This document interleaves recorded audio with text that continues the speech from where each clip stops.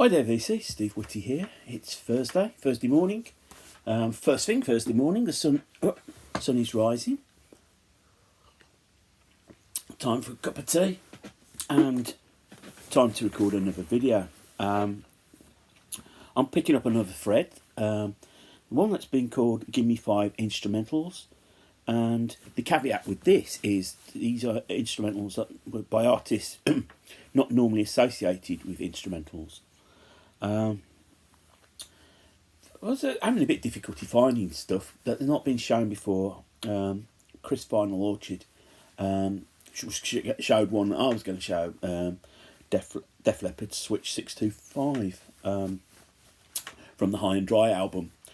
But, like all things, inspiration comes pretty late in the day. And so I have managed to find 5. And actually some of them are quite well known. So let's start with number 1.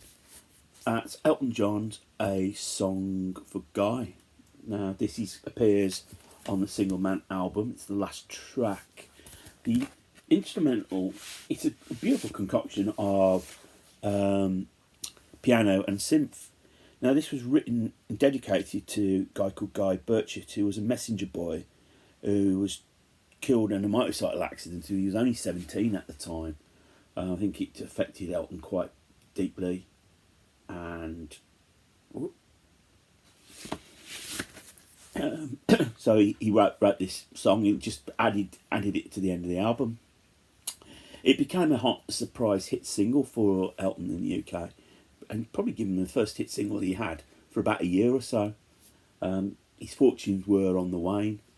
I mean, in the States it was released as a single, but it flopped totally, and that's partly because I believe there was a song called Music Box Dancer, which is a similar type of piano instrumental.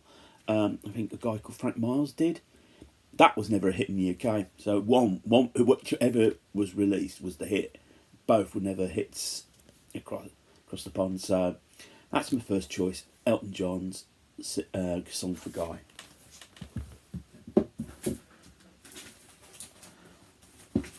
Second one's a bit, you might call it a bit of a cheat. It's the band, the theme from The Last Waltz. A really beautiful, evocative piece of music that sort of brings into what's going to be shown, sort of like the film and the actual album, live album itself. And it obviously closes the album as well, and the film. Composed by Robbie Robertson. It's, as I say, it's a beautiful piece of music, but the band themselves weren't really had many instrumentals, if any at all. I haven't got all their albums, so I can't really judge that. But yeah, I was listening to this last week actually, and that's why this came into my head when I saw the thread. Wonderful. It's band theme from The Last Waltz. Number 3, picking a track from an album that's much maligned by a lot of people, with particularly I think some of the fans of this particular group, and it's also an album that's maligned by the group itself.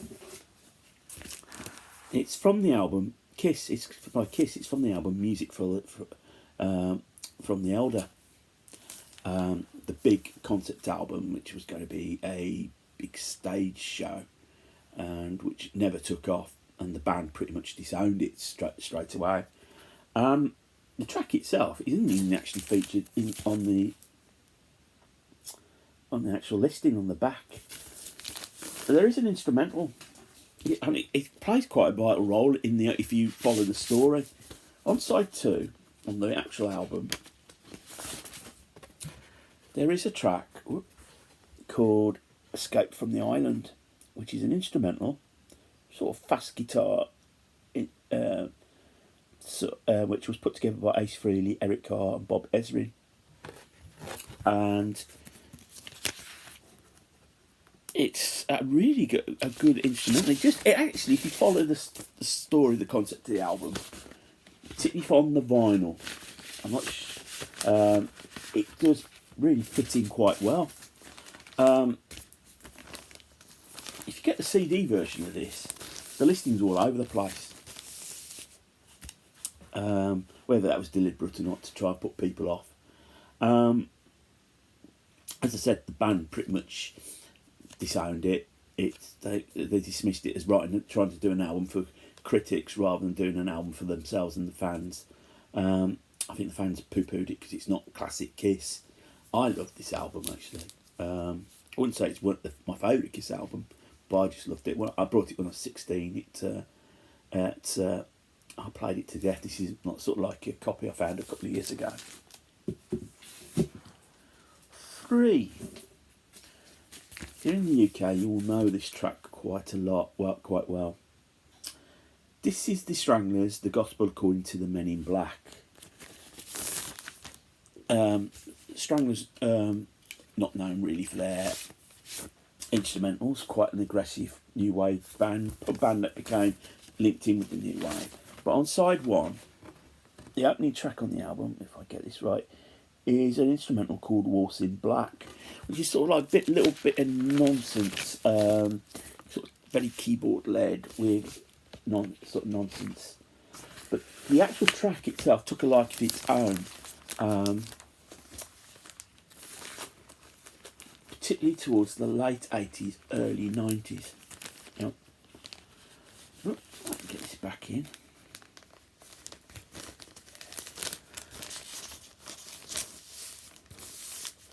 We had a TV chef called Keith Floyd, and best described him, very typical eccentric bon vivant. He was a TV chef, one of the first that came out, very influential. His TV style of presentation, he was always like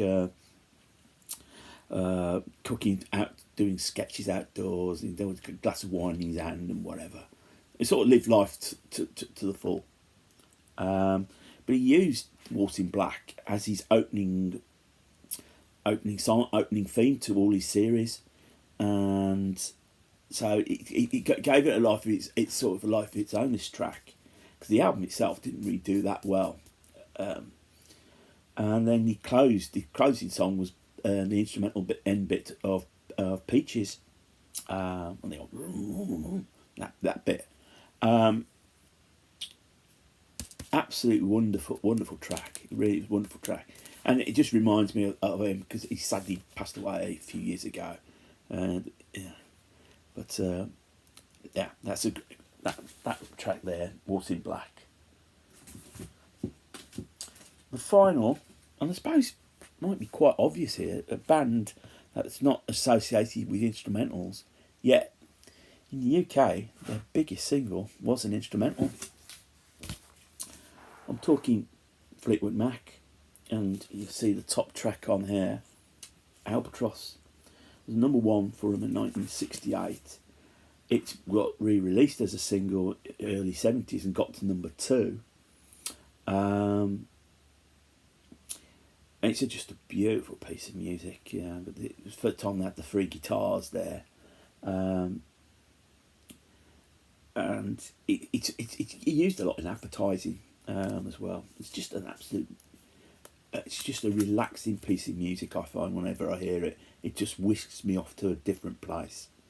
So yeah, my 5th choice is Albatross by Fleetwood Mac. It may not mean, that song may not mean much to it will mean a lot to maybe those in the UK VC who think Peter Green, Fleetwood Mac, better than the Buckingham Nicks era. But those in the Buckingham Nicks would probably never appreciate it. They recently did a tribute concert to Peter Green at the Palladium. It was just before the lockdown in February. Dave Gilmour came out and played this Albatross on slide guitar. Video is apparently up on YouTube. It's well worth seeing. It's really wonderful piece of music. So there you go, VC. Those are my 5 instrumentals. What do you think? Right. Okay. It's another same old. Well, apart from the fact I've got today off work. Not that I've got going anywhere, but I am. I'm going to go do some shopping. Yeah, whatever you get up to, VC, make sure you have a good day. Take care. If you're new to the channel and you like what you see, click on the subscribe button. Thumbs up, thumbs down. Love the interaction. Feel free to leave a comment. I will get back to you. I'm pretty much up to date with my comments now. But whatever you get up to, VC, look after yourselves. Keep spinning. More importantly, keep smiling.